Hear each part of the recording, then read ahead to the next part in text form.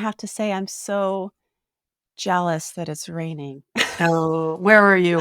We're in Santa Barbara, Oh, you California. need the rain. And Yeah. yeah, the sound of rain, to talk about activating my soothing system is when it rains, Hmm. everybody just settles here. Everybody's in a good mood because we're always in this constant threat of drought and fire. I mean, we have trauma history with fire. So where are you? Where are you that it's raining? I'm in Maine at the moment. We have had a Oh, couple of days of rain and gray, which I really love. I don't mind that at all. We've been in a drought as well, so yeah. it's nice. But and I do love the sound of rain as well. But it was getting a little cold.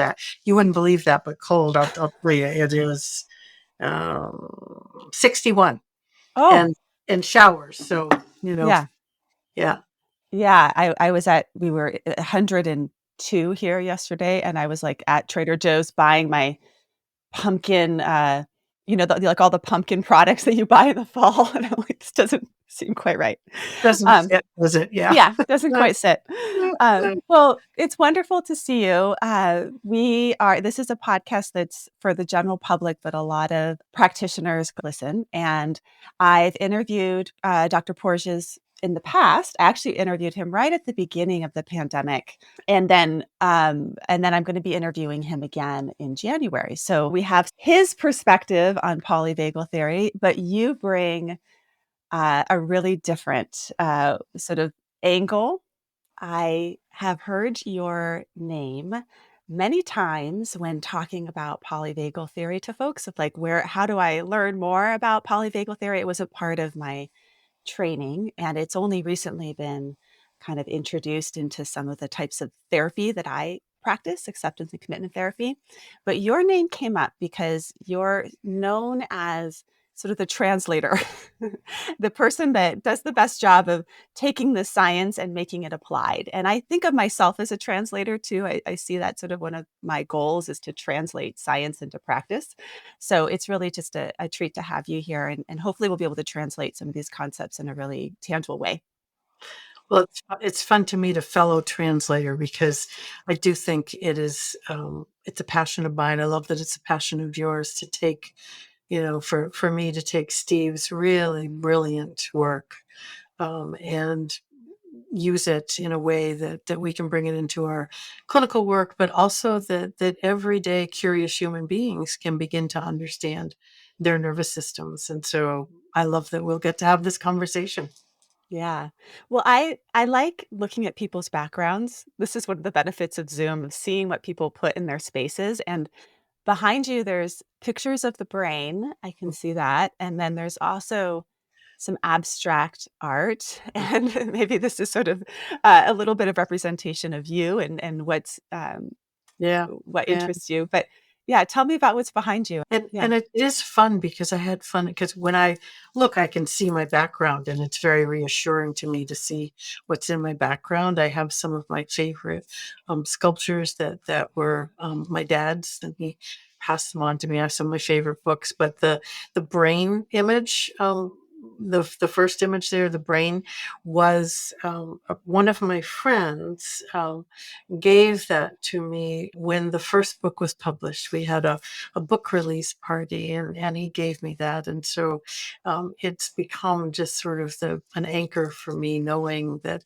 oh, there are people in the world that really care for me and hold me in their energy wherever I am. And then the one that's next to it, the child's face, is a beautiful image of the social engagement system that my colleague Kate White had created, and I just love that one too. So again, it brings alive in color, in image, the ways that I do love working with the body and the brain.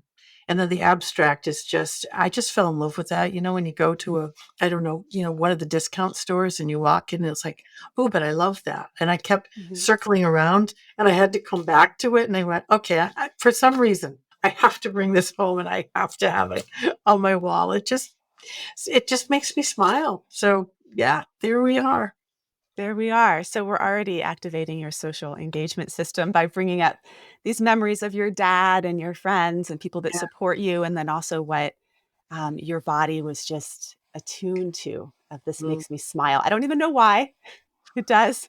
Right. Yeah. So let's start there. Let's talk about this, our nervous system and the different components of the nervous system, because I think we all have the biology 101, but polyvagal theory takes a much more nuanced view on the nervous system. So can you help us just start to flesh that out a bit? Sure. Yeah. Yeah. And when, we were just, I was taking a trip down memory lane thanks to your questions about my background and, my neuroception, which is one of Steve's brilliant words that he created, neuroception, the way the nervous system takes in information, listens, and then brings a response, brings us into one of our states in the hierarchy. But my neuroception was having a lovely time remembering and taking in and feeling the connections and all those cues of safety and joy and happiness. And then what happened was my neuroception of safety and connection brought alive my ventral vagal state, which is, again, the state in our nervous system. It's part of the parasympathetic nervous system that allows us to be present, to be organized, to engage, to communicate, to connect, to experience joy, both in the present moment and remembering a moment, and then, you and I are having this moment together. So our nervous systems are communicating in that way. So, the nervous system truly is at the heart of our lived experience, moment to moment. And so understanding it again through Steve's brilliant polyvagal theory, I think is so helpful for us. And so neuroception, we talked about, a neuroception takes in information inside our body. So it's listening inside all the time to what's going on inside. And then it takes in environmental cues, right? Which we were just, having fun, remembering in my system. And then it takes in cues between. So your system and my system met like 5 minutes ago and are already having a conversation, right? Below the level of our brain. Our nervous systems are connecting and feeling each other out and answering the question, is this safe? That's what the nervous system does through neuroception. Is this safe? Can I approach? Can I connect? Or should I, take a step back? Should I have a survival response instead? Right. So it's safety or survival is really the question for neuroception.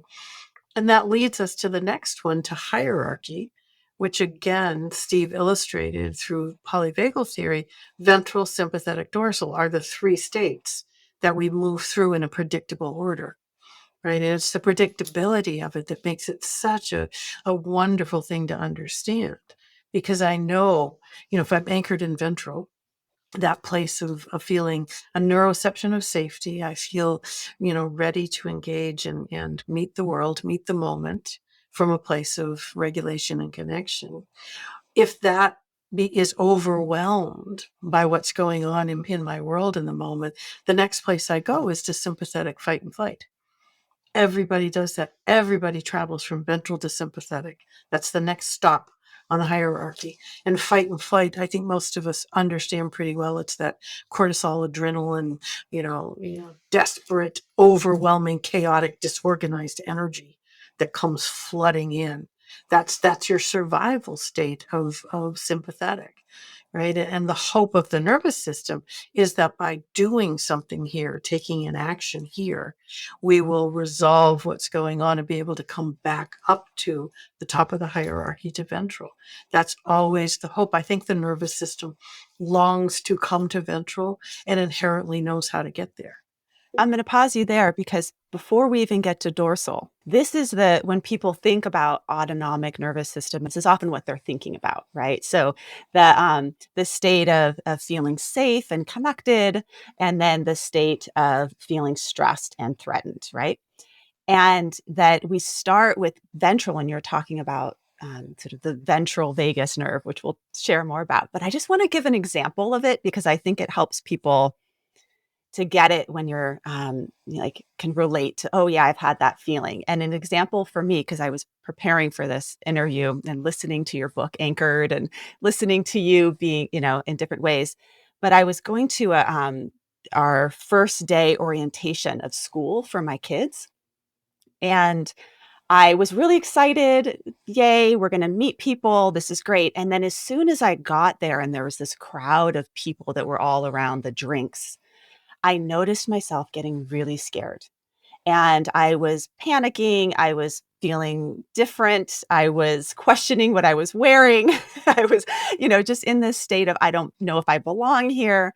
And I'm in the middle of that trying to make small talk and I'm stumbling over my words a little bit because I don't feel like I have the right thing to say.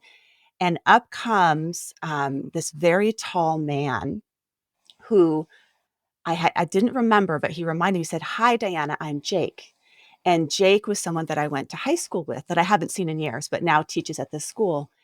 And I remembered at a physical level, a bodily level, Jake, he's safe. And in that moment, everything shifted. All of a sudden, I felt different. So it wasn't even cognitive because this guy wasn't even really like very close friends of mine, but I just remember he was kind of like a good guy.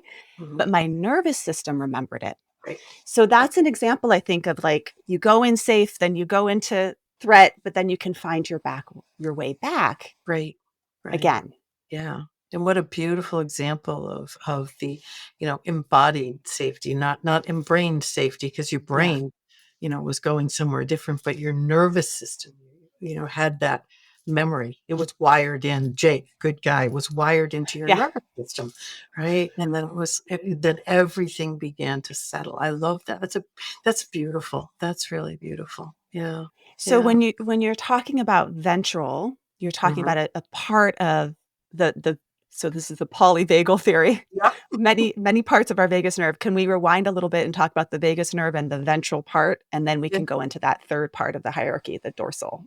Yeah, Yeah. so the vagus nerve is, and vagus is Latin for wandering, and it really does wander throughout our body. It begins in our brainstem and then wanders down through our, our heart, our lungs, into our digestive system. The whole length of the vagus, it goes brainstem down around all the way down, right? And then it's it comes in two parts.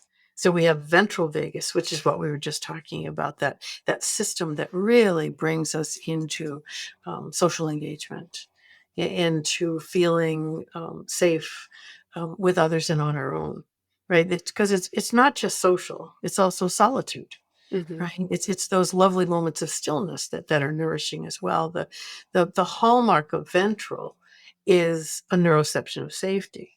And so there's so many flavors of ventral. Let's think about those for a minute. There can be the calm, but there can also be the passion and the joy. There can be the ease.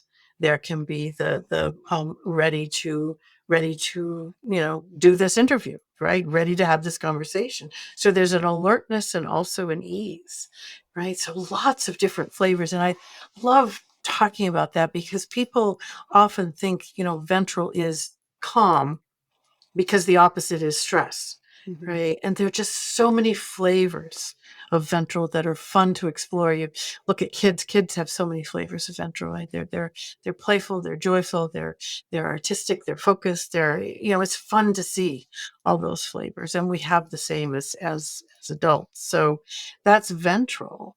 Right. And we talked a bit about the sympathetic and you illustrated it so beautifully. You feel like, oh, I don't belong. I'm a misfit. What am I doing? I can't talk. You've got all this energy that's flooding and is you can't organize, so it then loses its purpose, right? We have lots of energy in ventral, but it's organized and purposeful. It's taking us somewhere. It's sympathetic. It's just chaotic all over the place, Yeah. right? And then if we go, if sympathetic doesn't help us escape the problem, resolve what's happening, we have that other place in the nervous system, which again is vagus, but is dorsal vagal. And so, and that again is what Steve really mapped in polyvagal theory. We have these two aspects of the vagus. We have ventral, which we talked about, and now dorsal that we'll talk about. And dorsal is the place where, we collapse, we disconnect, the energy drains from our system. We kind of go through the motions, but we're not really present doing it. right? And I know every time I talk about it, I can feel it beginning to come up in my system. My voice changes, my breathing changes, right? And what, polyvagal theory shows us is that it's a very common place for people to go, right? In fact, we visit all of these states in small ways all the time, right? In big ways when we're really challenged, but in small ways all the time, and for dorsal to help people get a flavor of it, it simply often for me is a sense of, oh, I don't feel as present as I was just a minute ago. Or, really the going through the motions. I'm going through the motions, but I'm not really caring so much about what's happening, right? So I look like I'm here and doing things, but not really, right? So that's the dorsal survival energy that again protects us, right? And one of the things this does is it rescues us, so to speak, from the overwhelm of sympathetic, right? And so it takes us out of that chaotic, disorganized world, but it doesn't nourish us. It just gets us away from that into another survival state, the state of disconnect. I talk to people, I say we disappear in some way. We become invisible in some way, unseen, lone, lost, abandoned in some way in this dorsal place. Yeah. Sometimes the terminology can get us all mixed up with these things, and so I always use mnemonics to try and remember which is which, dorsal, ventral. It doesn't matter as much, you kind of you understand it, but one of the ways that I think about it is I think about ventral as being like vents that open up. Like, so there's a way out. You don't feel trapped. The vents are open. You can breathe. You have room to explore. You feel safe. And then dorsal is like down, shutting down. The doors are closed. You're shutting down. And for some people, they may experience that as even dissociation if they're in an extreme trauma of just the complete body shutdown.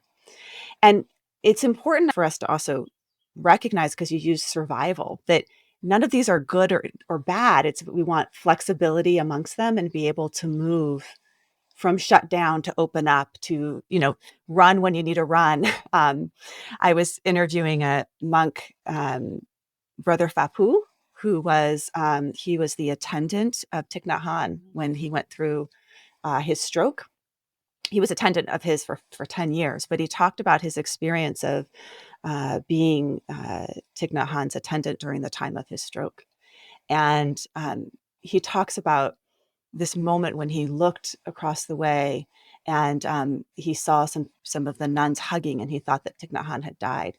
And he said, I started running, mindful, one-pointed running, because of that sympathetic nervous system, but it was sympathetic in a way that wasn't like he was staying centered and mindful while he was being active Right. as well. Right.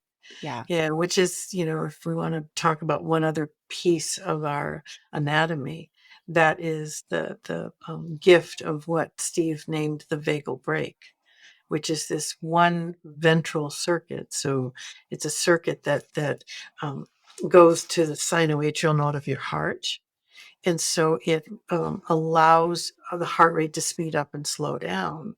So, as you know, I like your vents. So it can open the vents wider so that we have more energy flooding in from the sympathetic mobilizing energy, but it keeps us in the state of safety and presence rather than going to sympathetic survival.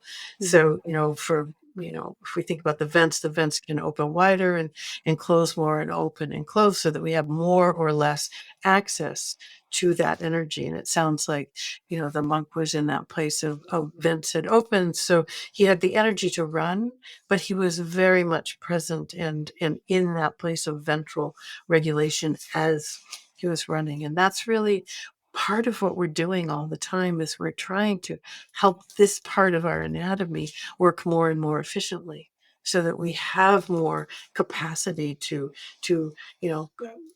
become activated and activated and calm, all while staying in that place of feeling regulated enough, safe enough. Right. And I liked what you said. The goal is never to be anchored in ventral all the time. That's not realistic or really not even, it's not achievable. It's not safe. Right. We have survival responses for a reason. right? And we need our survival responses. And the goal is to know, when am I in ventral? When have I left ventral and am now visiting sympathetic? And when have I, my clients would say they went down the dorsal drain. So when have I gone down the drain to dorsal?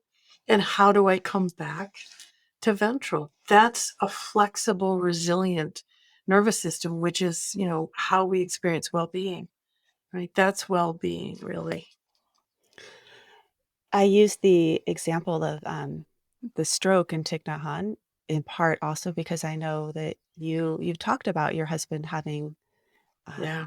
undergone a stroke and you're a caretaker. And one of Yeah. the places that is the most stressful things you can do is long-term caretaking. And there's sort of interesting research on that too, at the cellular level, how it is really hard on your cells and your telomeres and all of that.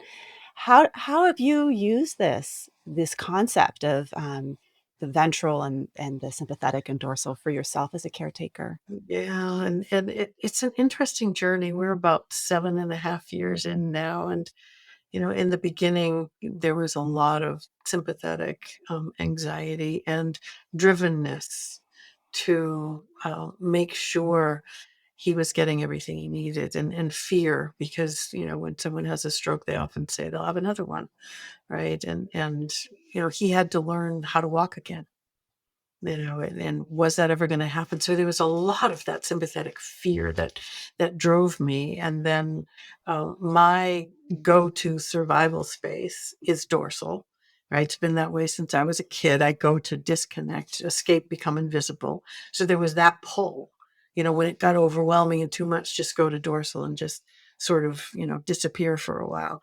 Neither of which is helpful for my husband, for Bob, right? He needs me to be anchored in ventral so that I can be a cue of safety to his nervous system, right? Because one of the things that happens when someone has a stroke, or someone, has an accident or an illness that changes their body, is their body no longer feels like home to them, right? And so he needs external cues of safety in order to feel, safe enough to begin to have a different relationship with his embodied home. And I've done a lot of thinking recently about caregiving, because he had a complicated winter last winter with a couple hospitalizations and things going on. And I do not do it perfectly. I will say that right up front, that there are many days when I will reflect on the day and think, I showed up and did what needed to be done, but I didn't do it from a place of ventral kindness.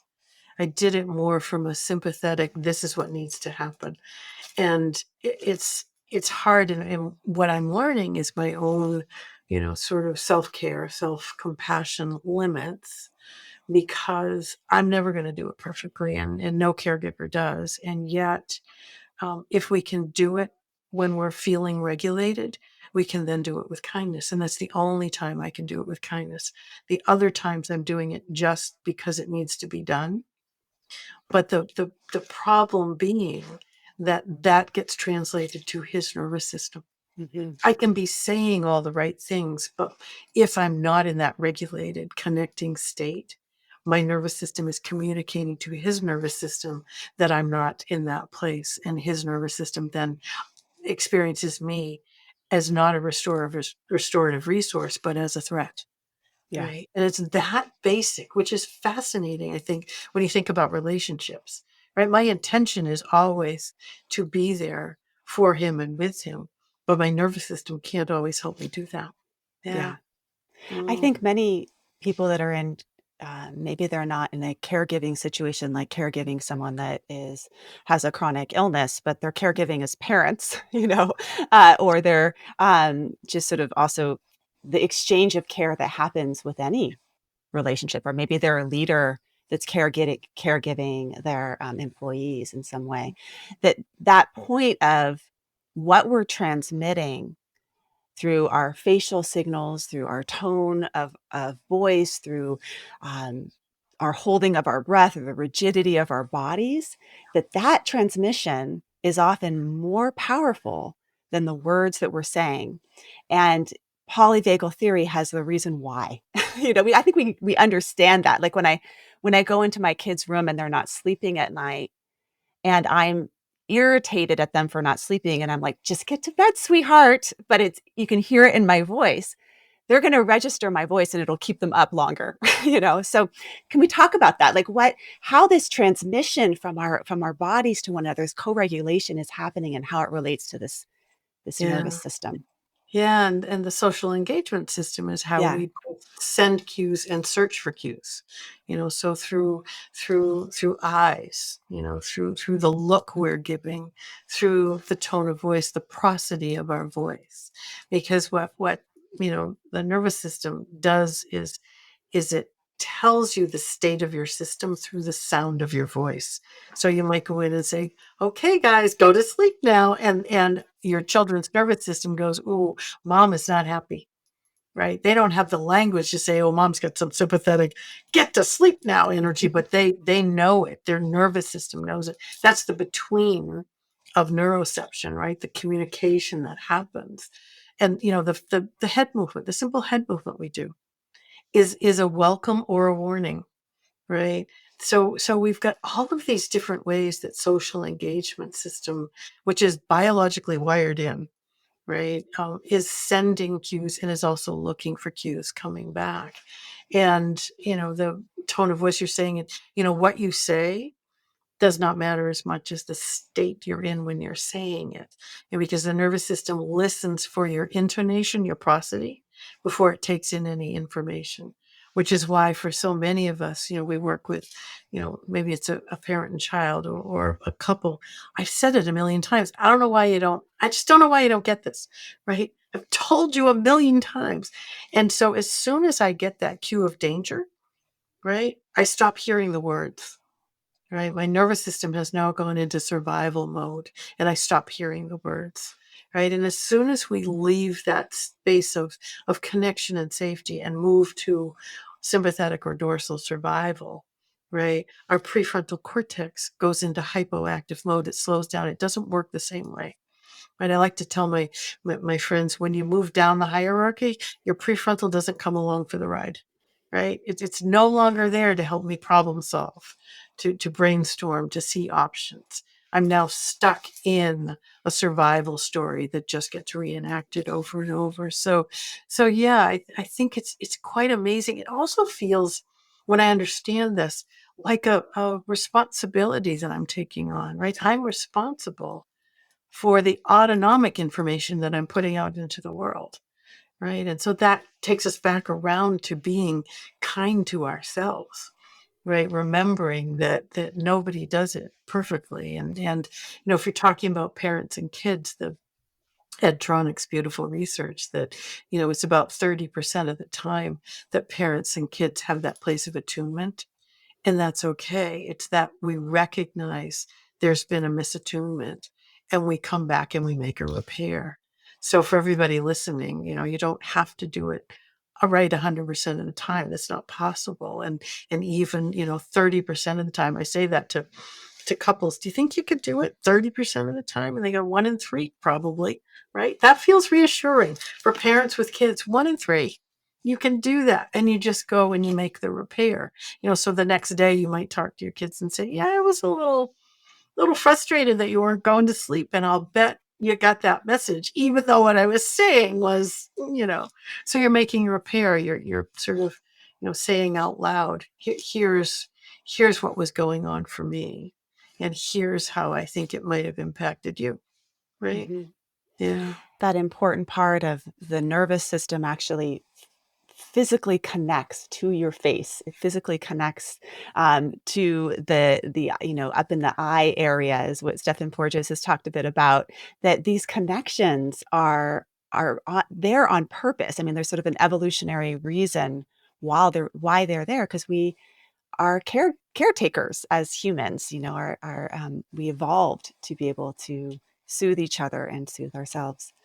You give specific strategies and practices to help us when we are in dorsal or when we are in, our sympathetic nervous system, and to prevent us from getting stuck there too long and to help us get more into that vented ventral I system. that. Yeah. Um, can you talk about some of the things that you would do with either yourself or with some of your clients so that we could, learn some of these skills? Yeah, yeah, it's interesting because everybody's nervous system is going to respond to certain resources in their own way. And what I like to say is there's no right or wrong way. There's just the way of your nervous system. And so, we can go over some of the ways, and your nervous system might say, "Oh, yes," or "No, thank you." Or maybe, right? If you get a yes or a maybe, play around with it. If you get a no, it's just not for you. That's okay. And I love to say that first because, when the pandemic started, my mailbox started getting filled. My email box started getting filled with 5 things to do to survive disconnection, or 10 ways to make it through the day. And I was reading them and I was thinking there must be something wrong with me because those don't fit for me, or 1 out of 10 fit. And I finally came around to really, understanding that people were giving the ways their nervous system would appreciate, but that was not necessarily the way my nervous system was wired. So as we begin to talk about things, just, listen for yourself and think, oh, maybe yes or no. So anyway, yeah. So, in sympathetic, movement is one of the best ways to begin to move out of sympathetic back up to ventral, right? Because we have so much energy flooding our system, and we need to organize that energy in some way. We don't, I laugh nowadays. I never tell people to calm down, right? Because I think it's a crazy thing to do anyway when you've got all that energy. But if you calm down, you go down to dorsal, which is not where I want you to go. So we calm up, we organize the energy to give it purpose so that we can come back to ventral.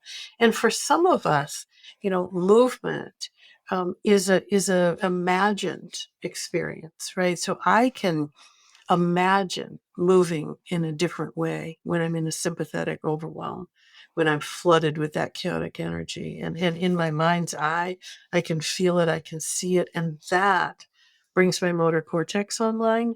And it's almost as if I'm doing it actually out here in the world. I love that. So you could even imagine, say you're in a meeting and you're noticing yourself getting really stressed. You could imagine yourself maybe doing a sun salutation in your own Mhm. head. And that will Absolutely. activate imagery can activate our body in the same way as actually doing that thing. So that's powerful. And another one that I do often with people that are having panic attacks is take a take a walk around the room, which changes your perspective and also gets your body moving because it's so flooded with the catecholamines that are just, you know, you don't want to sit still and try and breathe when you're having a panic attack. That's actually Right. not the most helpful thing. Yeah, great. And if you're in a place where you can get up and move, I just, invite people to just let your body do what it needs to do. Your Mhm, body knows the way back to ventral, right? And it may need to, I would have clients say, I need to get out of here. I say, great, let's go. Open the door and let's go. mhm. Where are we going? Right. And there needed to be some movement, and then it would slow down. And as it began to slow, oh yes, we're now entering ventral together. So, either imagined action or enacted, movement is wonderful because it's about movement in that place. Having I like to have people have touchstones. Is there something that you can grab that reminds you that you do know the way to ventral, right? For me, I am living part of my life in Maine near the beach. And so beach stones have always been important to me. And so I have beach stones, and I have beach stones all around the house where I can grab one when I can feel that overwhelm. And it reminds me of all of the things that are connected to the beach, walking the beach, the sound of the beach, the energy of the beach. So touchstones and having them in a place where you can find them is really, really helpful. A statement that reminds you to use the language part of our experience, and then write that statement and have it somewhere where you can find it, because if it's just a statement you think about, you'll never find it when you need it. Right. Mhm. But if you've written it down, and I had clients who were incredibly artistic, and they would illustrate that one statement, and they would put it somewhere where they could find it. I had other clients who were not artistic at all, would write on Post-it notes and put them in the places, around the house where they would see them. But it's the ability to access whatever the resource is, because remember, your prefrontal is not going to help you out in that way, in that moment.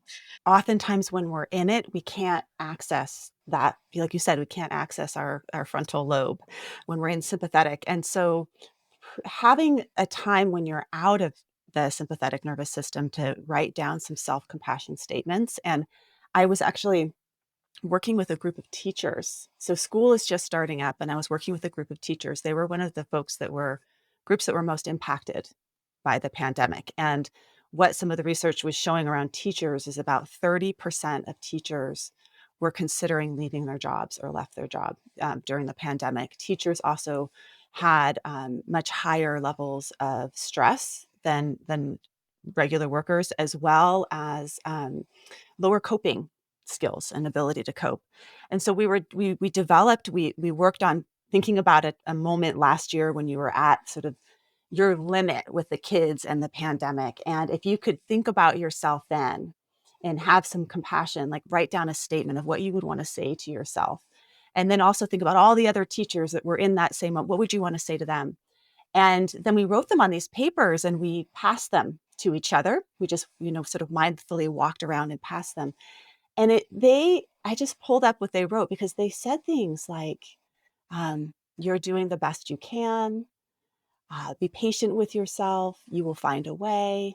It's okay to suck at something or even a lot of things. I see you. You are enough. You're doing enough. You get through it like you always do. Your gift is your presence and energy. So these beautiful statements that even as I say them, I could feel my nervous system settling down, but we have such a hard time accessing them when they're in the moment. So that idea of, writing it down and having it somewhere to read, whether it's in your notes in your phone or it's on a little post-it note you put on if you're going into a difficult Zoom meeting, put the Mhm. post-it note on the corner of your computer so you can read it during the Zoom meeting. Right, Um, right. yeah, that's really Yeah, great. yeah, Self-compassion is important. absolutely. And is only available from Ventral.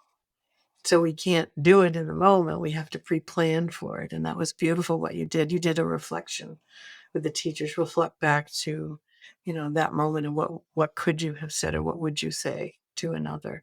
And so, upon reflection is one way, and then looking ahead, anticipation is another way to come up with statements. Yeah, absolutely. You know, So we have movement and we have a touchstone, we have self-compassion statements, and then you yeah, were also going to talk about breath talk as about well? breath. Yeah, Yeah. because breath is an autonomic activity. It's guided by our nervous system. It's one of the things that the nervous system does, is it regulates our breath. And so it's a direct route to changing our nervous system state, which makes it a wonderful regulator. It also makes it an activator. And so I always want people to be careful with breath, because, our brains and bodies have figured out a pattern of breathing for a reason, right? And when we are in a sympathetic survival state, our breath changes. And so we can focus on the breath and begin to bring a different breath in to help us come back to ventral. The difficulty being that we can also um, be pulled down to dorsal disconnection. So we just want to be careful with breath. And the breath that I love and use most often with people is sighing, because there is a lot of research on sighing, that sighing is a momentary resetter of both our cognitions and our nervous system.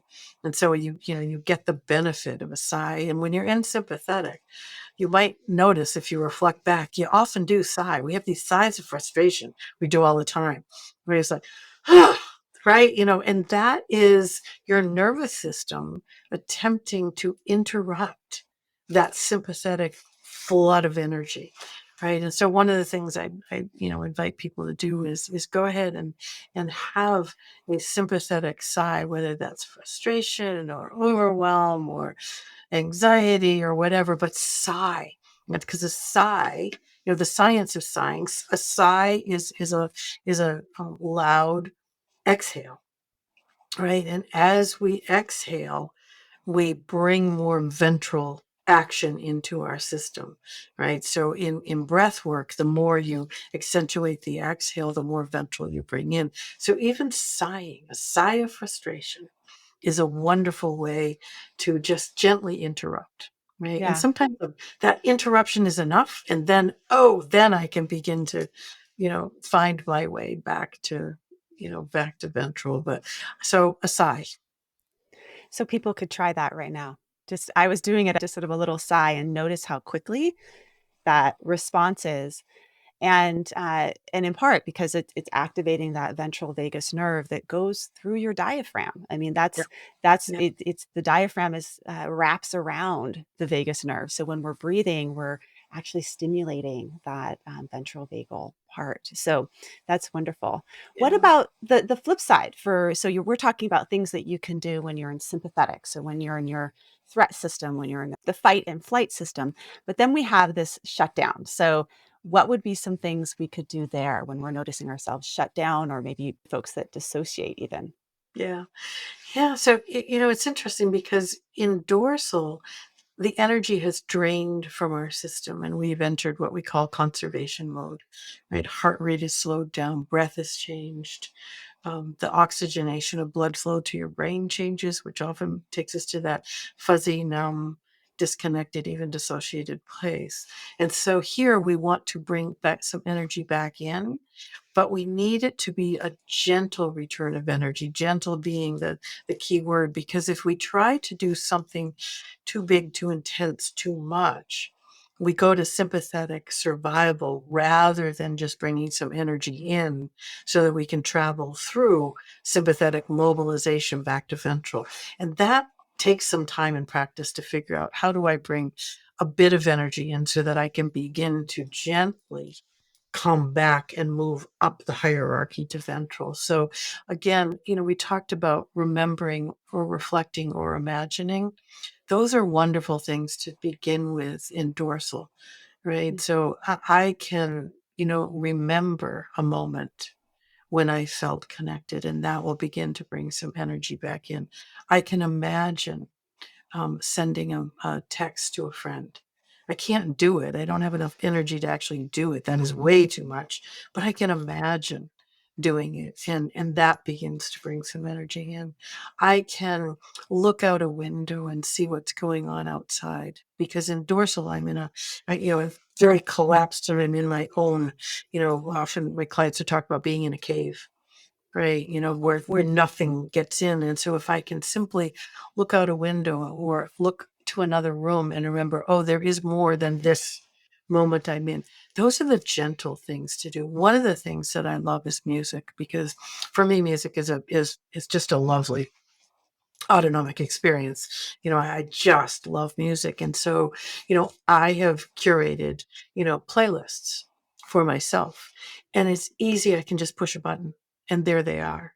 Right. And the playlists can bring a gentle return of energy, and then can bring some more sympathetic, mobilizing, energy, and then bring me to ventral in whatever flavor. And there are lots of flavors of music that can take you those places. And music seems to be sort of a universal way our nervous system feels these different states safely, and can travel. So, and how easy to, turn on my phone, push a button, whatever the case is for you. And then I begin to hear it in my head. Sometimes I'll sing along. You'll begin to have a gentle movement, right? You sway with the music, right? And that movement means that you're bringing energy back into your body. So those are mm. some of my favorites. And I bet people can think about, as you were saying, music, what music would be the best music for their sympathetic nervous system when I'm really feeling stressed or revved before I go to do a talk. I love this chant by Snatnam Kaur, which is Ra Ma Da Sa Sat Se So Hum. So it's these really basic root sounds that when I chant them, I'm also getting that humming sound, and it's really slow and it repeats. it just repeats itself for 20 minutes. That's it. And that's perfect for my sympathetic nervous system because I don't want to think too much. I just want to get back in my body and slow myself down. But then when I'm wanting to like kind of activate myself a little bit, I love John Baptiste's song, which is It's All Right. And if you haven't listened to that, it's like I will send it to people that are depressed, like friends when they're feeling really down, because the energy behind it, he's just a beautiful singer, but it gets you going and it reminds you of there is still good in the world, even though you're feeling so terrible. So we could kind of curate we could have like a little curated playlist of this is my dorsal playlist, this is my sympathetic playlist, to help us kind of shift. And again, it's that vagus nerve gets into the ear. And I know that I'm sure we'll talk about this more with Dr. Porges of, all of his work around using sound to regulate Yes. our nervous system. So Yeah. I love that. That's wonderful. Yeah. Yeah, and then, it's at some point, we have enough energy back in our system that we do truly our body wants to move because movement truly is, how we know we're alive. And again, it's a very gentle movement that then might become more of a movement and you might actually, walk to a window or go out your front door but it takes a while. And so we want to be gentle with ourselves.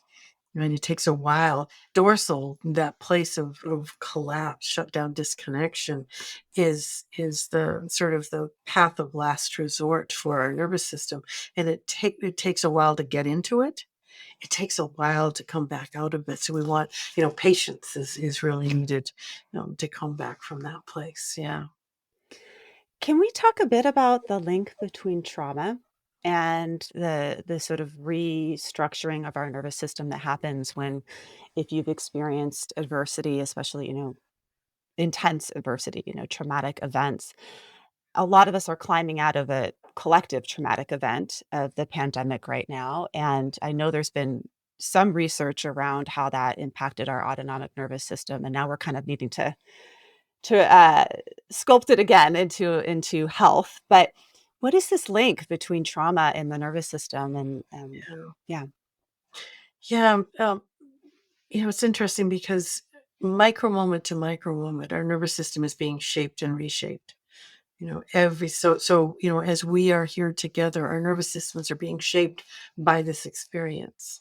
And if we think about the pandemic, our nervous systems were all shaped and we had a collective experience. I like to think we were all in the same ocean, but we were in different boats because our nervous system responded differently, right, to the same experiences. And some people, did better with solitude than others, depending on our past experience. So if we go to past experience, our nervous system is shaped by, how we are met when we enter the world, right? The biological expectation is we're going to be met by a regulated person who will care for us, right? Humans need care. We need connection to another human in order to survive. And for so many people, that regulated and regulating being was not predictably present. Right. And, as Steve once said, and I think it's just a lovely way of thinking about trauma. Trauma is a chronic disruption of connection. Right. That's how the nervous system would describe trauma. Right. We have so many definitions of trauma and we have big T and little t, and we have all of these things. And yet for the nervous system, it's that unpredictability of having a safe person to be in connection with that is traumatic. And so if you think about, you're growing up, and did you grow up in a environment that felt, to your nervous system safe? Or were there cues of danger that came in or were unpredictable? We talk about acts of commission and omission when we think about trauma, and the acts of commission are the things that were done to us that were harmful, hurtful. And then we have acts of omission, the things that didn't happen that we needed to have happen in order to feel safe and okay in the world. And the research tells us that both have a profound impact on us as humans. And in a nervous system way, both impact our nervous system. And as our body enters into survival states, that information gets fed up to our brain And our brain's job is to make a story to make sense of what's happening. And that's how our stories get created. The brain is trying to make sense of this crazy world that we're in, this dangerous world. I think the wonderful, news that the polyvagal theory brings us is that, in fact, we are being reshaped all the time. So the patterns that happened for me growing up are not ones that I'm stuck with forever. I can reshape those patterns. I can help my nervous system have enough experiences of safe connection with others so that it begins to have that expectation that others are safe. And I can be discerning and I can feel through my neuroception when it feels, oh, this feels safe. I want to approach here. This feels not so safe. I'm going to stay back here and begin to trust that inner intuition, that autonomic intuition that's happening all the time. So that's the hopeful part of understanding the nervous system, is that we are shaping and reshaping. And so we can intentionally reshape those patterns. But those patterns get set up from the moment we come into the world. Probably before we come into the world, we are taking in information from our mother's experience, and then we enter the world, and then our nervous system is shaped in order to help us survive. That's its job, and it will do that in whatever way it needs. And if connection and safety with another is not an option, it's going to take you to sympathetic or dorsal survival so that you will survive. So part of our job in reshaping our nervous system is finding our way back to ventral and helping it sort of almost like relearn that there is ventral. We think about the in those early stages of the pandemic, the whole toilet paper fiasco of everyone's, trying to buy toilet paper and the freak out. And I actually didn't I had the social contagion of it, of I should go buy toilet paper because everyone else is that sort of, that cognitive bias of everyone's doing it, so I should do it. But where I actually had, a deep fear was when I went to the shelves and I couldn't find beans and I couldn't find flour. And then I'd spend like hours online, like buying 50-pound, things of flour to be shipped to my house. And the reason why is because I have a history of anorexia. So I have trauma history around not having enough food. And I started noticing that in my clients that had any kind of either famine history in their family, or they grew up poor with not enough food. They had a different response to the no beans on the shelf. So our early experiences do shape our current, how our body responds to stressors. And then I had to kind of do a little bit of this. There's enough food, just because there's not beans, there's plenty of other things to eat. And reminding myself, that I'm Right, safe. I'm safe. right. And as you remind yourself you're safe, then the story that you are caught in can change. But from a sympathetic anxiety panic, there can't be enough. That's a place of scarcity. That's a place of me against the world, right? Because those are the qualities of a sympathetic nervous system, right? So for you, you found your way to enough ventral so that the story could change. You felt safe enough. Oh, there's other food.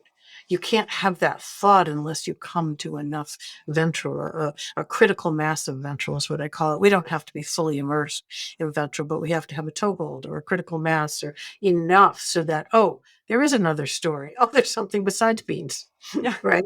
Right. But we can't get there from sympathetic and from dorsal. The story is one of despair and hopelessness. You're not even going to reach out and look. Right. And so we always have these different stories in our system. They're always there, and we can tune into the different stories and listen. Oh, what's the sympathetic story? Oh my God, I got to get beans. I got to get flour because, I can't survive without it. And the dorsal story is, don't even try, give up. And the ventral story is, there's probably something besides beans and flour, right? Yeah. We have chickens. We'll survive. Right, right. Yeah. But it's so fascinating how when we get pulled into a state, we get pulled into the story that emerges from that state, and we cannot see something else. So trying to convince somebody who is in a sympathetic panic, that there will be enough flour or beans, or you don't have to buy a case of toilet paper. You can't do that because their nervous system, you're talking to their brain that's not there, and their nervous system is running the show, right? So it's, again, it's that sending a cue of safety to another nervous system by being regulated yourself, that then can help another person's nervous system feel a bit of that and begin to be able to hear a different story.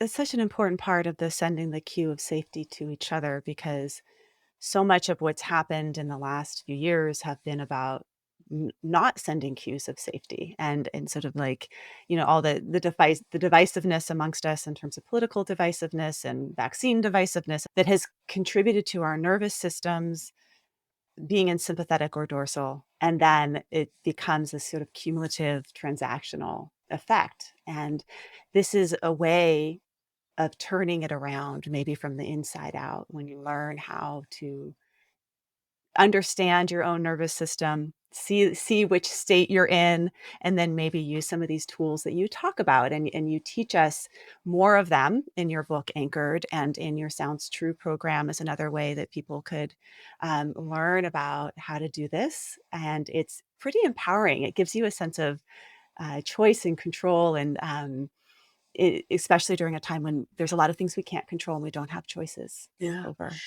Yeah, and I love what you just said, because for me it can feel really overwhelming what's going on in the world, and my, longing to make a difference, to have things change.